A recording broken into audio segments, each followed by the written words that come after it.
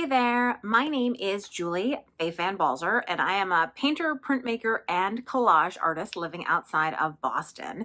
And this is my art studio. So this week I'm finishing up touches on a new online art journaling class that I'm working on.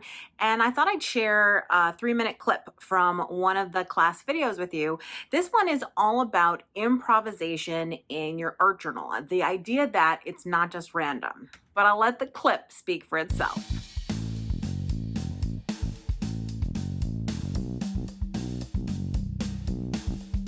So again, I'm just working off of a combination of knowledge. I know about design principles, and I know my tastes, and I know, certain techniques, and instinct. What feels good? What do I think would look good? What do I think would be fun?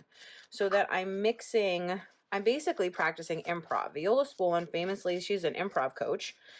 She famously said, improvisation is the moment when planning and opportunity meet. So it's not that you're just doing anything. You're doing something based on your past history. You're doing something based on your past history. So for example, when I practice improving here in my art journal, I'm actually preparing myself for later when I'm working on a painting or something, and I'm able to improv more easily then, because I've practiced it here in my art journal. I'm practicing cutting, something that resembles the shape that I want, so that when I need to do it later at some point, I have that skill. I've done it already. I know how it feels. I understand, what it's supposed to be. It's all about intentional practice. I think that's a good way to think of an art journal in some ways, is like you're rehearsing for your big moment, thoughtfully. You're thinking about what are some of the skills you want to develop. And for me, it's always going to be like, how do I bring something together? How do I finish it? How do I make it look finished? And so this example right now, where I'm sort of creating the edges around here, that's an example of how I'm playing with is one way to finish something, by giving that sort of clean edge. Although, of course, lots of the background stuff is showing, underneath, and it's still lovely. The question is, do I want to finish the inside of this too?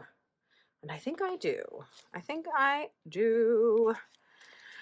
So again, I'm continuing using this one piece of deli paper because I like the continuity of having it sort of on the inside and the outside. I think it might make it look a little bit more like the stripes went on top of this originally, although who knows. But that's a theory, and I think in many ways your art journal is all about hypothesis, which is, you're going to do an experiment. You have an assumption that you make at the beginning of the experiment about how it's going to turn out, and then either it does or it doesn't, and you learn whether what you thought was true or not. Here you can see how we talked earlier, a couple days ago, I think, about straight lines versus ripped lines, and you can see how the ripped line blends in and the straight line. If you're interested in the class, you can sign up on my website at balzerdesigns.com.